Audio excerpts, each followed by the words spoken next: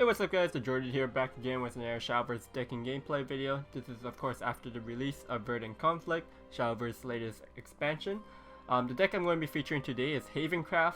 This is probably one of the strongest decks in the meta right now that you could play. I definitely recommend playing this deck if you want to quickly climb up to like the next rank, if you want to hit Masters or Grandmasters with this deck, because you definitely can. Currently I'm on like a 11 game win streak with this deck. Basically very powerful. If you guys remember Machina Rune from last format, I think this deck is on a higher power level than what Machina Rune was, in my opinion. Just because this deck has very strong board presence, it has clears, it has very good cycle, and has very strong burst from hand.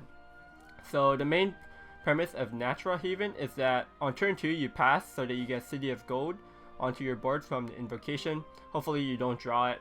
If you draw, it's not that big of a deal, you just play it on 2, but it's kind of like you minus 1 card in your hand. But after that, it makes all your amulets cost 1 less, so things like Sneak Attack, if you have a Nature in Grade Tree, it becomes 1 play point, summon a 1/3 with Storm that deals strike 1 damage to enemy leader, so basically it does 2 damage. Just a very resilient body. For 1 play point, it's very good. You have things like Saintly Squeaks. So again, because the City of Gold takes up 1 of the 2 conditions for a lot of these cards, you instantly get their effects. So for Squeaks, for example, you instantly gain Storm most of the time. Things like Destiny Winged Knight, the new, not the newest legendary, but came from the mini expansion of the last expansion, becomes playable in this deck because the conditions are easily met with him. Very powerful because he just becomes a 1 play point 3/3 that continuously grows. What else do you have? The main, like most games you're going to win with this card. This is probably one of the strongest cards in the deck, Agnes Hollow Feather. It's just Storm 4/5, but it costs 2. It reduces its cost when it sits in your hand every time an amulet is destroyed, and it reduces its cost by 2 if a great tree is destroyed. So all it takes is 4 trees and becomes 0. So 0.46 evolves into like a 6/7. And you can combo it very easily with your Craving Splendor. This could act as like either removal or burst damage. You play it with your Agnes, and then you just get extra 4 damage. So that just becomes like, if your Agnes is 0, it's like 3 play points, 8 damage from hand. Evolve is like 10 damage. So the damage becomes very silly because you have this, you have 3 copies of Agnes, plus you have like all these storms like Squeaks, Sneak Attack, Daffodil summons the Moose Knight, which could get some chip damage in. Usually it's just like removal. But Daffodil is also a very good card because when you enhance 7 you get more Nature trees, and this basically just cycles through your deck so that you can find your Agnes, get it reduced, and just burst your opponent down really quickly. Got 1 copy of Viridia. I found 2 to be a little clunky because sometimes like turn 6 for example, you usually don't have the 3 trees destroyed, which is the ideal case. So I'm just running 1 copy of her. Pretty good removal. Gives you a ward after. 2 copies of Priest of Exodus, just nice removal. We don't have scripture in this deck, no room for it. Running 2 copies of Kel. Kel is still very good in this deck even though we're not running a lot of heals. This is just like you can evolve him to get your removal, or you could use heals with like Traveler's Respite, or if it's turn 10 later you could use the Virtuous Aether. Some people are running 3 copies of Kel. Right now I'm running 2 to run the 3rd copy of Cravings, just because I find Cravings wins more games. So it's kind of a preference choice, up to you. Only want 2 copies of Confectioner because your hand starts to fill up really quick in the mid and late game. 2 copies of Iridescent Sphinx. This card is the strongest when you play it on turn 3 because you just get like a turn 4 6/4 that gets a revive ability. Turn 4 6/4 that just revives itself. So it's very powerful on turn 3. Otherwise, you start to get too many amulets. It gets a bit clunky later in game, so only running 2 copies of that. And yeah, so this is the deck, guys. Very clean, very consistent, I would say, and very flexible. This deck has no bad matchups. It has no even slightly unfavored matchups. The only matchup you'll lose, or you should lose, is probably just in the mirror match, honestly. So yeah, if you guys are looking for a very strong deck to play at the moment, definitely recommend Natura Haven. And yeah, if you enjoyed the video, make sure you give it a thumbs up and subscribe. And comment down below if you've been playing Natura Haven already. What do you think about this deck? Do you think it should be nerfed? How should they nerf it? Or if you've been playing any other Haven decks at the moment, like Elena's Haven. Personally, I think Agnes should be reduced to become like a 4-2 or something, just so that I can't combo with Cravings. Like, I don't think increasing the play point cost is going to do anything for it. But yeah, so that's the deck, guys. Hope you enjoy. Thanks for watching, and I'll see you guys next time. Peace. Alright, we're going first. Going first is a lot better. We just get to play out, like, we gotta do all of our things first. So we're just always ahead. We're usually ahead. The matchup, like, it does, sometimes it does get into like a point where both players kind of just even out. And then like basically who could draw more becomes the winner. Or sometimes like they just have like all the Agnes in their hand and you just die all of a sudden. But this is a solid hand for us. We got the Sphinx on turn 3, which is the strongest thing we can do, I think. I guess the strongest. Oh, Robo Goblin. So maybe it's Elena's Haven. I guess it's Elena's Haven. Double Agnes in her hand, so this game might end pretty quickly. Though Elena's Haven does have like a lot of wards. But if we find an opening, maybe these double Agnes could just kill him.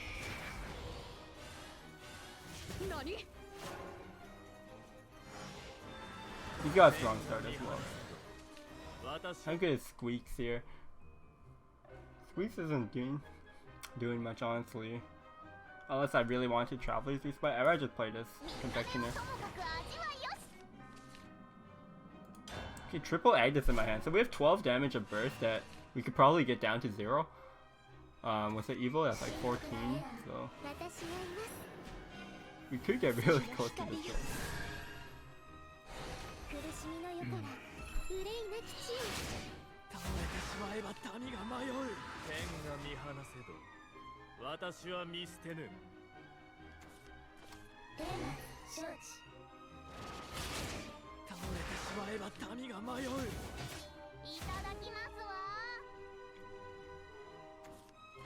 That's fine. I don't have to use my Kel this turn, which is good.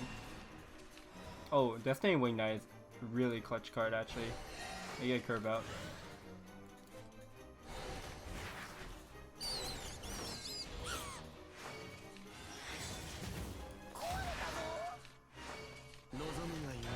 So now I have to Kel with a Traveler's Respite. I probably save this Traveler's Respite to go with the Kel, especially against Elena's Haven. I might need those AoE clears. The first Respite I had to use to set this up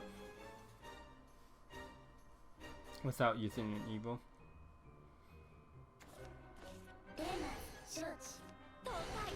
I'm kind of hoping he actually gets the board out here so I could use the Kel, because my turn 6 is looking awkward if I'm not going Kel.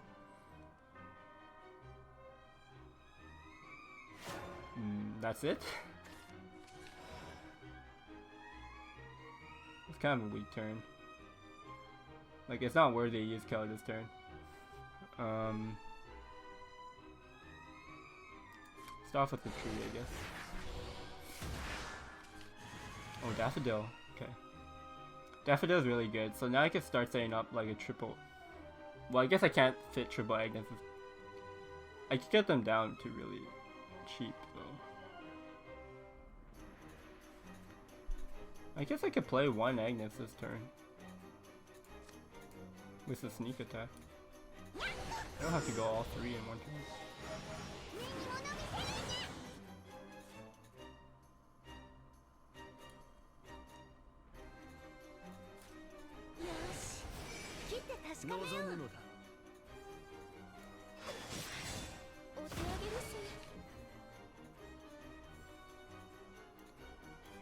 I want to evolve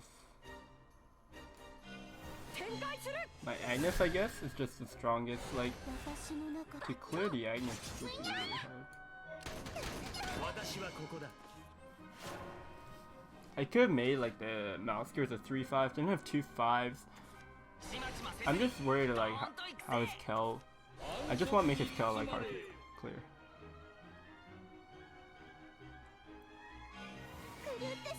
The respite.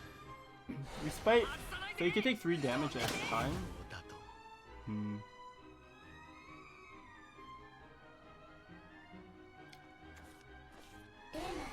He has some repair modes, so yeah, he could clear this. Can he clear this and not? Okay, he has to attack, so he actually doesn't get the respite effect. Why did he even play the repose then?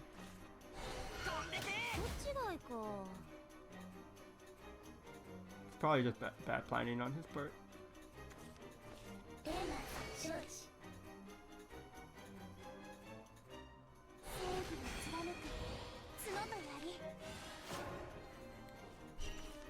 No, actually I can't attack, okay.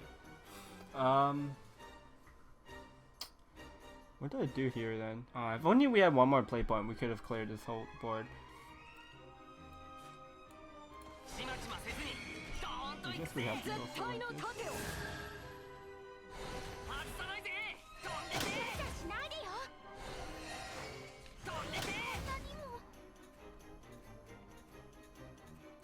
And then we'll hold the tree for Daffodil next turn.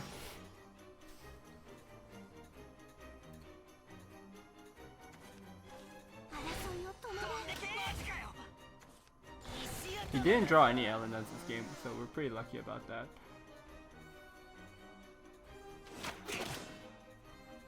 Nice, that's a really weak turn for him.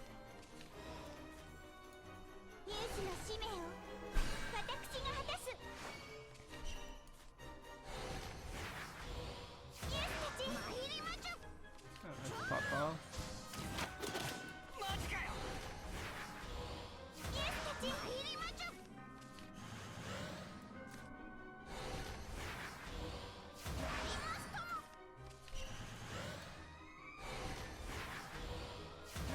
We're just gonna make a big mouth.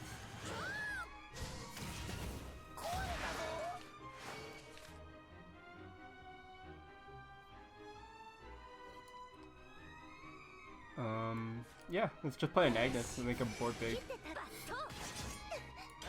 Makes it harder for him to clear.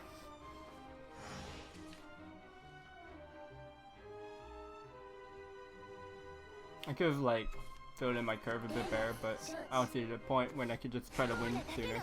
Because he might get he might actually get a what's it called?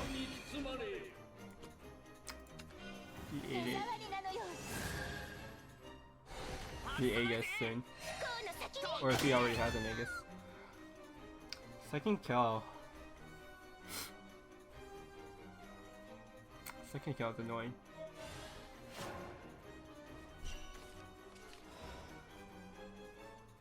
So do we have lethal? We have 4, 8.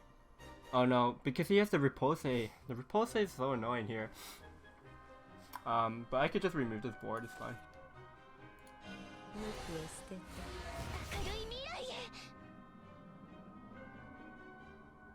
Actually, I can't. I don't get the accelerate. I can't get the accelerate. That's pretty awkward, actually.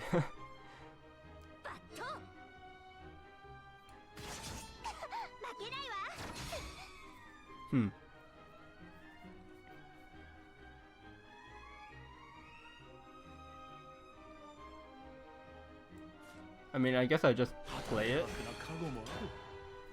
This is the strongest body I have.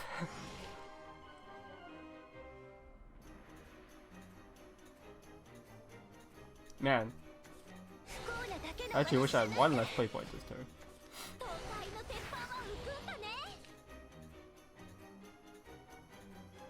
He can't attack if he wants to protect himself, so...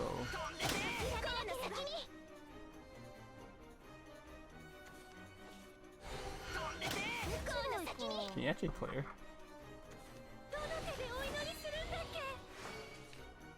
Like, you don't attack here, yeah.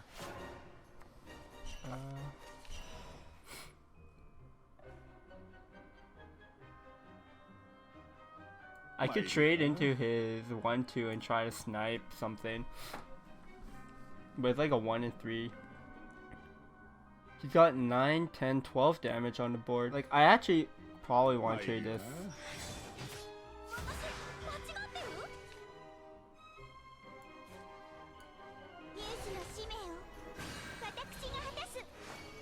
So I just want to cycle through my deck a bit more.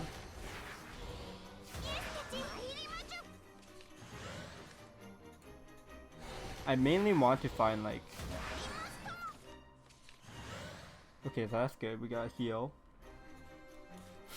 We're running out of time.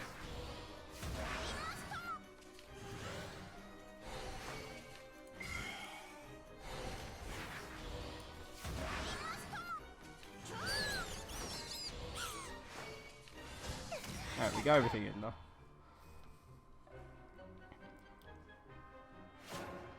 I just want to cycle through my deck. We don't have any more Agnes, but we still have 2 more Splendors.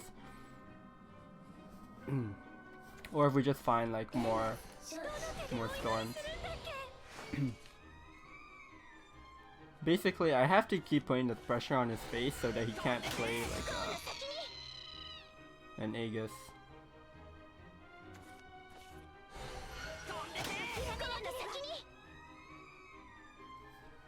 4, 6, 8. We do have 8 damage, so if he can't heal anymore, we win. If he has 1 more health, he's at 9. Can we get 9? We'd be 1 off. But he doesn't have the health. Nice. 4. Yeah, okay. That was a really weird game. The repulses were annoying.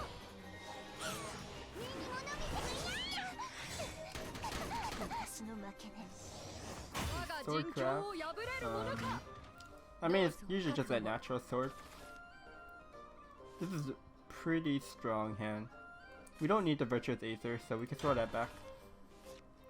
We got Golden Bell, which is our best turn 1. No Golden City in our hand. Golden City is like when you drop patches in Hearthstone. It just feels bad. Even worse because it costs 2 play points instead of 1.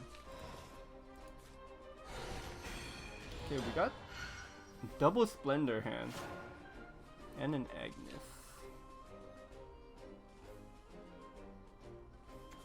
This hand would be a lot more awkward if we didn't have the bell. The bell's going to give us more options though.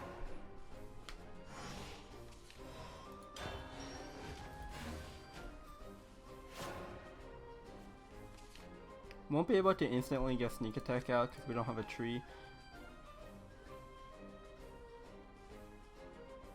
Imagine if we had 3 Destiny Wing Knights on turn 3, that'd be insane.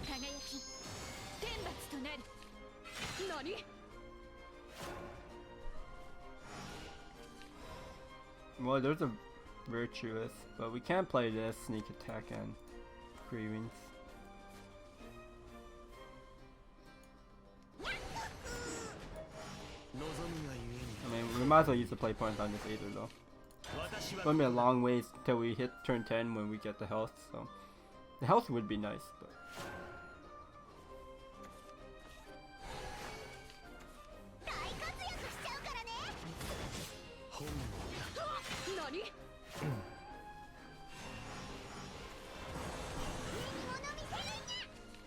you know what? I'll take this.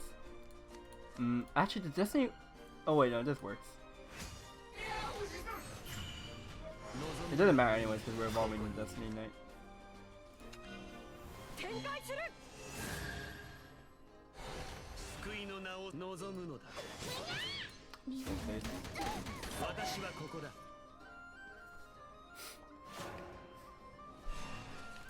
Actually, the Sphinx isn't even that good against Sword because they have Omen. And the Omen just takes my last words effect, so it's really annoying. They have it.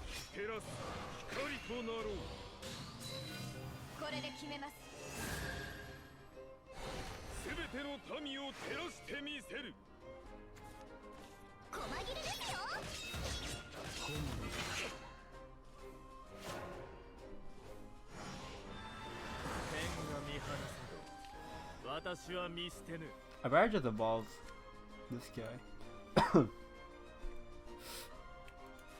Start.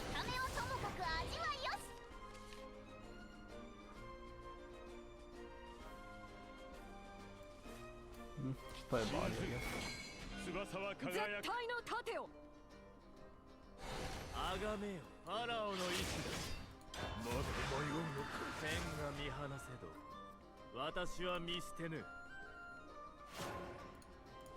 And actually training the Tutakan is pretty good here.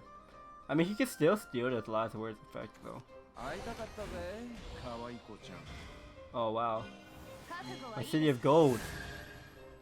It doesn't matter now actually.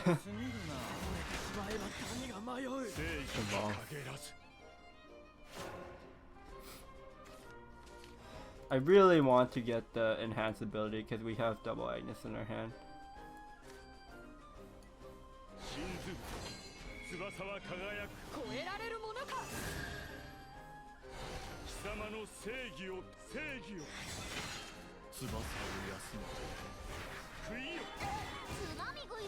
I think this is fine. It's a really weak turn, but next turn we could kind of go off with this Daffodil. Right now we have 16 damage in our hand. We just need one more damage. We could get that in with the Mouse Knight. So if he's not putting too much pressure where we won't die in 2 turns, we could get there. Like Daffodil lets me do 2 damage on the board and I can get the 1 damage in. Also, so I'm getting 3 trees destroyed, so this is 0, this would be 2. So 2 plus 6, it will be 8. So that's going to be exactly on my turn 8. Going to line up well.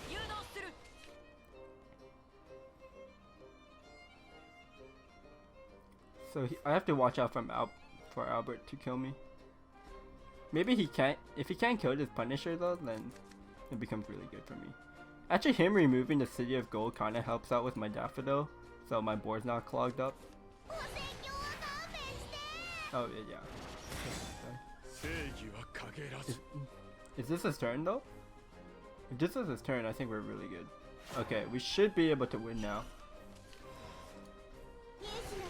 I hope.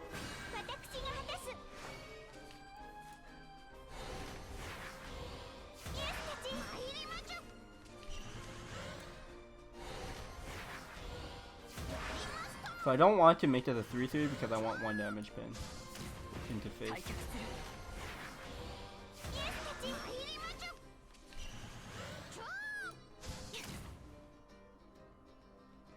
Yeah, and that's 16 next turn. So there's no point playing the Agnes because I have to crave in the 2 different Agnes to get my full damage in. So if I play the Agnes in now, I could put him to 12. But then if he kills this if he somehow clears this board, I only have the 1 Agnes that I could crave in, then I'd be short 4 damage on this one. And like I won't have any top deck outs for it. So this sets me up for turn 8 lethal. I just have to not die, but he has to clear this board, and I don't think the sword deck has any wards. He could possibly get some loot to heal for 2, I guess, but he didn't start off with the Omen, so he doesn't have the Omen. He has like an Albert. He probably played the Albert to kill the Daffodil. He doesn't have that natural cat thing that rushes because he would have to play it first, I think, to enhance. Either way, like he has to kill this, and I'm not dying. It should not be dying. Cool. I think we could have got away with playing the Agnes, but this is just a lot safer for us.